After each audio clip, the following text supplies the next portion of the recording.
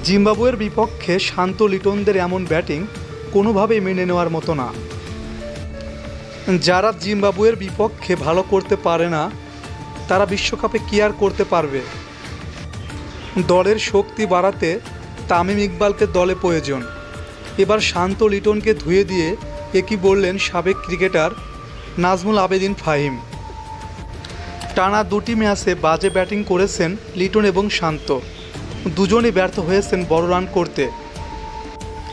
বিশ্বকাপের আগে বাংলাদেশের ব্যাটারদের এমন অবস্থা ভাবাচ্ছে ম্যানেজমেন্টকে। কারণ দলটা জিম্বাবুয়ে না হয়ে অন্য দল হলে নিশ্চিতভাবে হারত বাংলাদেশ। টি-20তে ব্যাট করা যেন ভুলেই গেছে বাংলাদেশের ব্যাটাররা, তাই হয়তো শান্ত লিটনদের উপর খেপেছেন নাজমুল আবেদিন ফাহিম।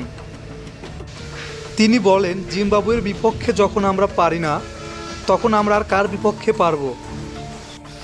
জিম্বাবুয়ের বিপক্ষে আমাদের প্রতি ম্যাচে 200 রান করা উচিত, আর চেস করলে 10-12 ওভারে ম্যাচ জেতা উচিত। আমরা 140 রান করতেই 19 ওভার লাগিয়ে দেই। আমি লিটন শান্তকে দিয়ে বিশ্বকাপে কোনো ভরসা পাচ্ছি না, তাই দলে তামিম ইকবালকে প্রয়োজন। তামিম অনেক অভিজ্ঞ, তামিমকে দলে ফেরালে এক সাইড আগলে রাখবে। আর বন্ধুরা, আপনাদের কি মতামত? তামিম ইকবালকে দলে ফেরালে কি সে ভালো করতে পারবে? প্লিজ কমেন্ট করে জানান আপনার মতামত।